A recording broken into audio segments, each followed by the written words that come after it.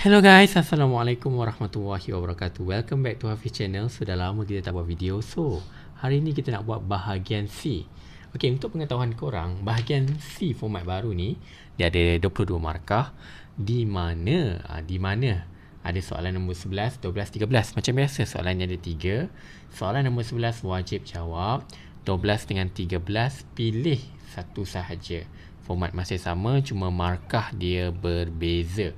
Kalau korang lihat markah dia, untuk soalan nombor 11 ni 10 markah, untuk 12 ataupun soalan nombor 13 markah dia adalah 12 markah. Dia cuma lebihkan 2 markah sahaja. Okey, jom kita pergi soalan nombor 11. Ni fokus untuk jawab soalan nombor 11. Kalau korang pergi bahagian C, jangan takut nak jawab soalan dia. Nampak macam panjang tapi simple je kalau korang ikut step-step je. Kalau macam contoh, bahagian soalan nombor 11 yang kita nak cuba jawab ni, korang daripada 10 markah tu, kalau korang malas betul, korang boleh dapat 6. Free je dapat 6 markah. Kalau rajin sikit, boleh dapat 8 markah. Kalau betul-betul rajin, boleh dapat 10 markah. Okey, jom kita cuba jawab. Okey, soalan ni cakap, seorang usahawan mempunyai pelbagai koleksi pokok orkid di taman kediaman kerana beliau merupakan penggemar pokok orkid.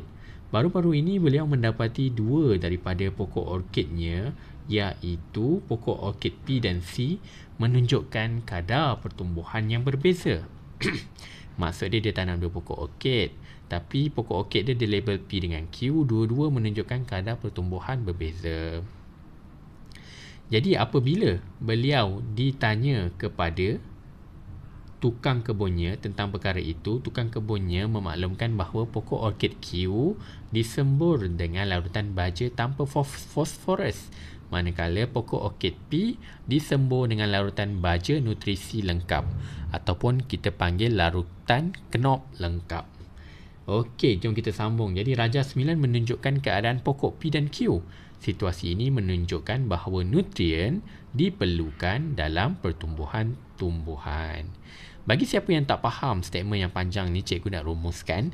Sebenarnya dalam situasi ni, ada seorang usahawan ni, dia mendapati pokok orkid dia yang dilabel P dengan Q tidak menunjukkan pertumbuhan yang sama. Kerana apa? Dia tanya tukang kebunnya. Tukang kebun dia cakap, tukang kebun dia buat apa? Pokok P tu dia sembur dengan baja tanpa fosforus. Pokok Q disembur dengan baja tanpa fosforus, manakala pokok P disembur dengan baja yang lengkap. Sebab itulah ada perubahan. Jom kita tengok perubahan dia yang berlaku. So kita pun scroll down, pergi kat bawah, tengok Raja 9. Okey, tengok pokok P. Cantik je, bunga banyak, akar banyak, gemuk-gemuk. Ini adalah pokok orkid P. Dia sembur dengan nutrien yang lengkap. Okey, pokok orkid Q pula nampak macam kurus je, kurang bunga dan sebagainya. Kerana apa? Kerana dia kurang, dia sembur kurang apa? Kurang fosforus. Dia dah nyatakan dah dekat atas, tanpa fosforus. Jadi tak ada nutrien fosforus untuk tumbuhan. So kita pergi kepada soalan. Okey, sebelum kita jawab soalan, cikgu nak tengok general. Kita tengok markah dulu. Okey, first kali satu markah untuk penyataan masalah, simple je, ada kat atas bawa turun. Cadangkan satu hipotesis pun mudah, dan juga soalan eksperimen. Okey, soalan eksperimen ni dia merangkumi 8 markah. Okey, seperti yang dijanjikan, ada 3 kelas kita boleh dapat kat sini. Kalau kita malas-malas, boleh dapat paling kurang 6 markah percuma. Kalau rajin sikit, 8 per 10. Kalau betul-betul rajin, boleh dapat 10 per 10. Okey, kita cuba cara yang malas-malas je. Okey, kita baca soalan yang pertama, nyatakan satu pernyataan masalah daripada maklumat di atas. Kita cuma cari masalah dalam maklumat yang dia bagi kat atas ni. Jadi main problem dia apa? Tu yang kita nak cari. Kat sini korang boleh buat dalam bentuk pernyataan masalah. Contohnya kita nak cakap, bagaimanakah nutrien memberi kesan kepada pertumbuhan tumbuhan? Itu salah satu jawapan. Bagaimanakah nutrien memberi kesan kepada pertumbuhan tumbuhan? Kalau tak suka bagaimana, korang boleh tulis, adakah nutrien memberi kesan terhadap pertumbuhan pun boleh. Kalau tak suka buat ayat penyataan, korang nak bagi nak nyatakan dari segi ayat lain pun boleh. Korang boleh cakap nutrien tanpa fosforus membantutkan pertumbuhan pun boleh juga. Apa-apa penyataan masalah yang korang jumpa kat atas ni. Sebab masalah je sekarang, pokok orchid Q ni kurus kering. Kenapa? Kerana dia disembur oleh baja yang kurang ataupun tiada fosforus. Jadi masalah utama dia kita nak cakap kat sini, adakah kekurangan nutrien tu membantutkan atau memberi kesan kepada pertumbuhan. Itulah masalah utama dia. Okey, senang kan? Ini confirm semua orang boleh dapat 1 markah. Sebab masalahnya dah ada kat atas, kita tulis kat bawah je. Kalau orang tak nampak, cuba bandingkan. Tengok pokok P gemuk, pokok Q kurus. So masalahnya sekarang pokok Q ni kurus. Kenapa? Sebab disembur oleh baja yang tiada fosforus. Itu masalah utama je. So kita tulis dia balik kat bawah ni. Kita nak cakap adakah nutrien mempengaruhi pertumbuhan. Itulah masalah utama dia. Okey, pergi kepada B. Cadangkan satu hipotesis untuk menyiasat pernyataan di atas. Kita nak siasat masalah yang kita cakap ni. Jadi hipotesis ini adalah kesimpulan awal. Okey. Jadi apa kesimpulan awal kita berdasarkan statement kat atas ni? Okey, ada 2 kesimpulan awal ataupun 2 hipotesis yang boleh dibuat. Hipotesis yang pertama kita boleh cakap pertumbuhan lebih baik dalam larutan kultur lengkap. Itu hipotesis yang pertama. Atau kita boleh tulis sebaliknya. Hipotesis kita cakap pertumbuhan terganggu ataupun terbantut dalam larutan kultur tanpa fosforus. Okey, ada 2 kesimpulan awal.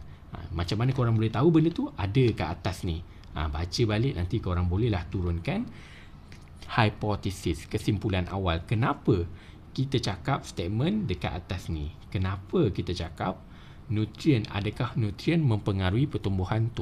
Kenapa kita cakap macam itu? Sebab dah terbukti dah dalam eksperimen yang dijalankan. Okey, jika larutan kultur lengkap, dia subur. Larutan kultur tidak lengkap, dalamnya tak ada fosforus, dia nampak kurus. Okey, jadi hipotesis yang kita boleh buat adalah pertumbuhan lebih baik dalam keadaan kultur lengkap, ataupun pertumbuhan kurang baik ataupun terbantut dalam larutan kultur tanpa fosforus. Okey, jadi untuk orang yang malas-malas, A dengan B ni confirm kena dapatkan untuk dapat sekurang-kurangnya 6/10. So kita dah dapat 2 markah. Okey, kita pergi kepada soalan C. Soalan C mengatakan menggunakan larutan kultur knop lengkap, larutan kultur knop tanpa fosforus, anak benih jagung, kertas hitam dan tabung uji, huraikan satu eksperimen untuk menguji hipotesis anda. Okey, soalan trend dia sama je. Kalau korang dah buat berpuluh-puluh latihan, dah buat macam-macam latihan, soalan nombor 11 confirm akan keluar macam ini. Dia bagi alat, dia bagi radas, bahan, saja suruh kita rancang eksperimen. Ramai orang takut. Tapi kan kalau dah dapat 2 kat sini, kalau orang yang paling malas lah ni, saya cakap untuk student yang malas tapi nak dapat A, nak dapat lulusan dengan cemerlang. Jadi paling kurang dekat sini 8 markah kan total.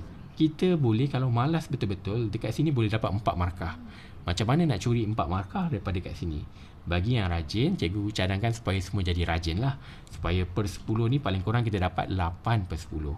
Okay, kita beli paling cikai lah. Kalau malas betul, macam mana nak aim supaya dapat total mark kat sini adalah 6/10. Okay, tengok. Kita nak jawab soalan nampak macam esei panjang, tak ada idea. Tengok kepada pernyataan atau soalan yang diberikan. Okay, huraian anda harus mengandungi. Terus pergi kepada soalan yang terus dapatkan markah. Okay, yang pertama, tujuan eksperimen. Okay, tujuan eksperimen mesti start dengan untuk mengkaji. So, kat dalam kes ni kita nak kaji apa? Untuk mengkaji keperluan nutrien terhadap pertumbuhan-tumbuhan. Dia sama je. Sebab apa nak kaji kat apa? Kalau korang tahu kan, kalau korang tengok statement kat atas ni dah ada dah. Sebenarnya dia tunjuk eksperimen tu untuk apa. Kat sini kita keluarkan je. Kita baca balik-balik Dia dah bagi dah sebenarnya kalau korang baca balik-balik. Dia kata huraikan satu eksperimen untuk menguji hipotesis anda. Hipotesis kita apa? Kita cakap larutan kutu kenop yang lengkap dapat membantu pertumbuhan tumbuhan. So, kat sini korang tukar je untuk mengkaji. Untuk mengkaji apa? Untuk mengkaji kena tambah pemboleh ubah dimanipulasi terhadap pemboleh ubah bergerak balas. Jadi kita tulis, sebelum tu korang kena tahu dulu pemboleh ubah dimanipulasi apa. Okey, dalam eksperimen ni apa pemboleh ubah dimanipulasi? Dia kata huraikan satu eksperimen untuk mengkaji hipotesis. Okey, berbalik kepada jawapan di B. Hipotesis adalah gabungan pemboleh ubah dimanipulasi dan bergerak balas. Tadi hipotesis tadi kita cakap hipotesis kita pertumbuhan-tumbuhan lebih baik dalam larutan kutu kenop. So maksudnya kat sini kita punya yang dimanipulasi ialah jenis larutan kultur. Larutan kutu lengkap ataupun larutan kultur tidak lengkap. Manakala pemboleh ubah yang bergerak balas ialah kita punya pertumbuhan anak benih. Jadi kita punya tujuan eksperimen mestilah untuk mengkaji. Untuk mengkaji apa? Untuk mengkaji keperluan nutrien ataupun kesan nutrien terhadap pertumbuhan anak benih ataupun terhadap pertumbuhan-tumbuhan. Betul. Korang boleh pilih. Paling simple untuk mengkaji apa? Untuk mengkaji pemboleh ubah dimanipulasi, untuk mengkaji kesan nutrien terhadap pertumbuhan-tumbuhan. Okey, dah satu markah. Tu paling malas lah tu. Okey, next. Mengenal pasti pemboleh ubah. Pemboleh ubah ada 3 tapi markah dia 2 je. Jadi awak letak 2 sahaja. Contoh kita ambil pemboleh ubah dimanipulasi, iaitu kehadiran nutrien ataupun larutan kultur, jenis larutan kultur. Itu ialah pemboleh ubah dimanipulasi. Pemboleh ubah bergerak balas pula ialah pertumbuhan-tumbuhan. Pemboleh ubah dimalarkan korang boleh pakai jenis anak pokok, isi padu larutan kultur, itu semua boleh pakai. So pilih 2 sahaja, tak perlu buat 3. Kalau salah dah kena tolak markah. Kalau betul baguslah. So kat sini kita dah dapat 3 markah. So kalau yang paling malas, korang tak payah buatlah prosedur dengan kaedah. Terus buat penjadualan data. Penjadualan data ni mudah je. Buat 2 kolom. Kolom ada kiri dengan kanan. Di kolom sebelah kiri ni buat pemboleh ubah dimanipulasi. Sebelah kanan buat pemboleh ubah bergerak balas. Dapat 1 markah. Total 4 tambah 2 dah 6 markah. Mudah kan? So sekarang kita nak buat yang rajin. Student kena rajin. Kita kena cuba macam mana nak dapat markah lebih. Okey, jom kita cuba nak dapatkan markah lebih macam mana. Okey, next kita pergi kepada prosedur atau kaedah. Untuk prosedur atau kaedah ni sebenarnya sebab setiap eksperimen ni zaman belum COVID lah. Zaman COVID tak tahulah cikgu kat sekolah ajar macam mana. Zaman sebelum COVID, semua eksperimen ni akan diadakan dalam makmal. Sama ada kita ingat ataupun tidak ingat. Jadi, kita nak try buat prosedur. Kalau tengok eksperimen sebab banyak orang takut nak try buat eksperimen. Tapi dia writing je, tulis je, mudah je. Okay, kita tengok satu eksperimen. Eksperimen ni dia tengok kan. Dia lebih kurang je gambar dengan kat atas ni. Dia cakap, kalau kita baca balik, menggunakan larutan kultur kenop lengkap. Maksudnya pemeriksa ni, pembuat soalan ni dia dah bagi kita larutan kultur kenop lengkap, larutan kultur kenop tanpa fosforus. So dia bagi 2 jenis nutrien, satu lengkap, satu tanpa fosforus. Dan dia bagi lagi anak benih jagung. Dia pakai anak benih jagung. Dia dah bagi 3 benda. Dan dia bagi apa? Kertas hitam, dia bagi tabung uji. So dia suruh buat eksperimen. So kalau kita nampak benda-benda yang dia bagi ni semua berfungsi. Jadi kita punya prosedur first kali start nak buat apa? Dalam prosedur kita yang pertama kita kena buat, kat sini korang ada 2 pilihan. Sama ada korang lukis ataupun tulis. Ini cikgu ajar jenis cara tulis lah. Okey, bila tulis dia bagi 2 tabung uji. Jadi bila ada 2 tabung uji, ada 2